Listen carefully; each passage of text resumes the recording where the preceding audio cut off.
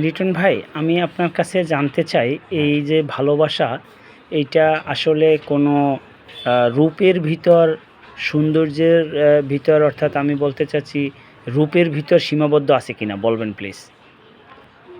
আচ্ছা, এখন আমি আপনাকে বলি। ভালো লাগাটা হলো আসলে চেহারাটাও প্রাধান্য আছে এটা। হ্যাঁ, মানুষের মধ্যে যে জিনিসটা চেহারাটা আসলে সে সাদা না কালো, it's not a matter of fact. আচ্ছা আচ্ছা।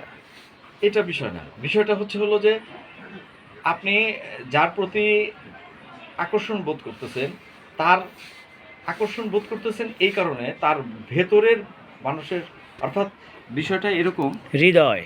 না, বিষয়টা এরকম যে তার অনুভূতিটা তার চেহারার উপরে ভেসে উঠবে। আচ্ছা আচ্ছা। চেহারার একটা ভাষা আছে, হুম। নিঃসন্দেহে আছে।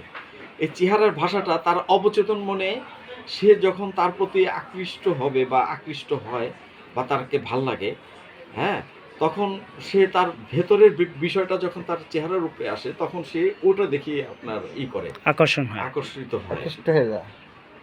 আহ, বিষয়টা আমার কাছে এরকম মনে হয়। আচ্ছা, অর্থাৎ এটা রূপের সাথে কোনো ইয়া না, এটা হচ্ছে এটা তার রূপের চলা মধ্যে বলা, আপনার ভাব ভঙ্গি। রূপটা তখনই হ্যাঁ আপনার চেহারার উপরে ভেসে উঠবে যখন হ্যাঁ। আপনার ভেতরে আপনার একটা আপনার খেলবে আর কি, আপনার ভালো লাগাটা, কথা বলা, হুম, হাসি, আপনার চোখের ভঙ্গিটা। হ্যাঁ, অনেক কিছু ডিপেন্ড করে। তার মানে রূপের ভিতর সীমাবদ্ধ নয়। আপনার চিন্তাধারার সাথে আসলে আপনার চেহারার বিষয়টা পরিলক্ষিত হয়। অনেক সুন্দর মানুষ আছে, চেহারাটা খুব হুম।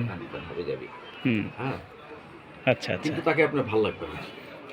থ্যাংক ইউ লিটন ভাই, অনেক ভালো। সুন্দর কথা বলেছেন, আমার ভালো লাগছে। ওকে, আশা করি যারা দর্শক তাদেরও ভালো লাগবে। থ্যাংক ইউ, ধন্যবাদ।